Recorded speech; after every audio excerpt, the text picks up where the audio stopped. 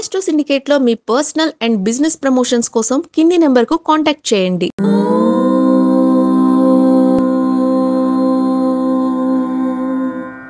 ఓం శ్రీ గురుభ్యో నమః.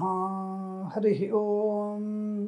శ్రీగాంగేయం వహ్నిగర్భం శరవణజ. ఓం శ్రీ గురుభ్యో నమః. హరి ఓం. శ్రీగాంగేయం వహ్నిగర్భం శరవణజనితం జ్ఞానశక్తికుమారం బ్రహ్మస్వం స్కందదేహం గుహమమలగుణం రుద్రే తేజస్వరూపం సేనాన్యం తారకగగ్నం గురుమనలపతిం కార్తికేయం షడాస్యం సుబ్రహ్మణ్యమయూరధ్వజ రథసహితం దేవదేవం నమామి. అందరికీ నమస్కారం. మే 1వ తేదీ 2025 గురువారం రోజున మనకి సంతాన సంబంధమైనటువంటి దోషముల నివారణ కొరకు కుజదోషం అంటున్నటువంటి జ్యోతిష్య పండితుల చేత ఇబ్బంది పెడుతున్నటువంటి స్థితి నుంచి, అలాగే మాటలు రావటం లేదండి మా పిల్లవాడికి అన్నవారికి, వివాహము ఉద్యోగము చివరిదాకా వెళ్తున్నామండి, ఏదో ఆటంకంతో వివాహం కుదరటం లేదు, లాస్ట్ రౌండ్లో నాకు ఉద్యోగం రావటం లేదండి అనుకున్న వ్యక్తులకి, ముఖ్యంగా ఇప్పుడు అందరికీ ముఖ్యమైనది వీసా. విదేశాల్లో చదువుకొని మళ్ళీ స్వదేశానికి మాత్రమే రండి. విదేశాల్లోనే మనము పరాయి వాళ్ళలాగా బతకాల్సిన అవసరం లేదు. స్వదేశంలో మహారాణిలాగా బతికేటువంటి స్థాయి మనది. కనుక చదువుకొని మళ్ళీ స్వదేశానికి రండి. ఇక ప్రస్తాంశంలోకి వస్తే 1/5/2025 గురువారం రోజున మనకి మృగశిర నక్షత్రంతో కూడుకున్నటువంటి నాగ చతుర్థి, సుబ్రహ్మణ్య స్వామికి అత్యంత ఇష్టమైనటువంటి తిథి. నాగుల పంచమి ఎలా ఉంటుందో అలాగే కార్తీక మాసం నుంచి నాగ చతుర్థి కూడా ఉంటుందో అటువంటి మహిమ కలిగినదే వైశాఖ మాసంలో వచ్చేటువంటి శుద్ధ చతుర్థి. ఈ శుద్ధ చతుర్థి మనకి మధ్యాహ్నం 11:28 వరకే ఉంది. ఈరోజు తప్పకుండా మీరు దేవాలయంలో ఎవరి దగ్గర, శివుడికి కానీ సుబ్రహ్మణ్య స్వామికి కానీ తప్పకుండా మీరు అర్చన అభిషేకాదులు చేయించండి.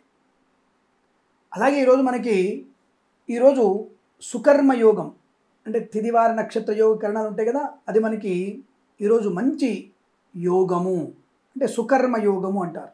మంచి యోగాన్ని కలిగిస్తుంది. అలాగే ఈ రోజున భద్రకరణము 11:28 వరకు ఉంది. ఈ భద్రకరణము సుకర్మ యోగం మంచివే, దానికి ఎటువంటి ఇబ్బంది లేదు, కంగారు పడకండి. తర్వాత వచ్చేటువంటి భవయోగం కూడా మంచిది. స్వామి మరి ఈ పూజ ఎప్పుడు చేయాలి అంటే మీరు తప్పకుండా ఉదయం 8:30 లోపు కనుక మీరు ఈ యొక్క సుబ్రహ్మణ్య స్వామికి శివుడికి కనుక అభిషేకం చేస్తారో వారికి ఖచ్చితంగా ఈ వచ్చే ముహూర్తాలలో వివాహం జరుగుతుంది. వచ్చే మాసంలో ఉద్యోగం వచ్చే అవకాశం ఉంటుంది. ఈ మాసంలో మీకు విదేశీయాన సంబంధ వీసా సౌలభ్యాన్ని పొందుకుంటారు. విదేశాలలో ఉన్నవారు కూడా ఇక్కడ మీ తల్లిదండ్రుల చేత కానీ పంతులు గారి చేత కానీ ఆన్లైన్లో కూడా చేయించుకోండి, ఇబ్బంది ఏమీ లేదు. మీ పేరు మీద పూజాధికారులు జరగాలి వాళ్ళ. అలాగే వీలైతే సుబ్రహ్మణ్య స్వామి మూలమంత్ర జపం చేయించుకోండి. మీ యొక్క యోగక్షేమముల కొరకు, సంతానం కొరకు సుబ్రహ్మణ్య స్వామి మూలమంత్ర జపం ఉంటుంది ఒకటి, అది తప్పకుండా చేయించండి. దానివల్ల మీకు మంచి ప్రయోజనం, మంచి వాక్చాతుర్యం ఏర్పడుతుంది. అలాగే శుక్రకణ వృద్ధి పొందుకుంటుంది, అండోత్పత్తి బాగా ఉంటుంది. ఈ మాసంలో మీకు కనుక 5వ తేదీ నుంచి 10వ తేదీ మధ్యలో కానీ, 15వ తేదీ నుంచి 20వ తేదీ మధ్యలో కానీ, లేదా మాసాంతంలో కానీ ఋతుస్రావం ఉంటే ఋతుస్రావం అయినటువంటి 9 రోజుల తర్వాత తప్పకుండా భార్యాభర్తల మధ్య అనుబంధ యోగం ఏర్పడితే తప్పకుండా ఈ మాసంలో మీరు కన్సీవ్ అయ్యే అవకాశం ఉంటుంది.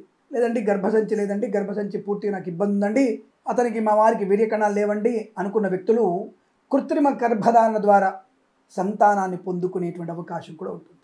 అంటే ఏదో రకంగా సంతాన యోగం. ఇక రాజకీయ రంగంలోకి వెళ్ళాలనుకుంటే తప్పకుండా ఈరోజు మీరు అభిషేకం చేసుకోండి, సుబ్రహ్మణ్య స్వామి హోమం జరిపించండి.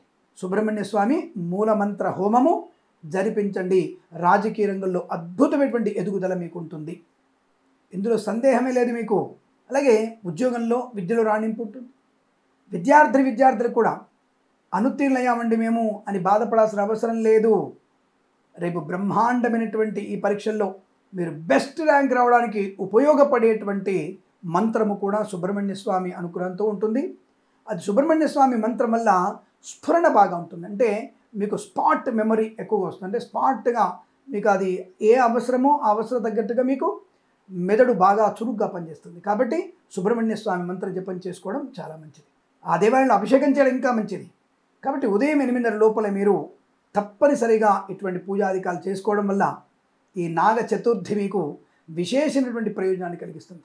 కార్తీక మాసంలో వచ్చేటువంటి నాగల చవితి, నాగ పంచమి ఎంత విశిష్టమైందో వైశాఖ శుద్ధ చతుర్థి కూడా అంతటి విశేషమైనది.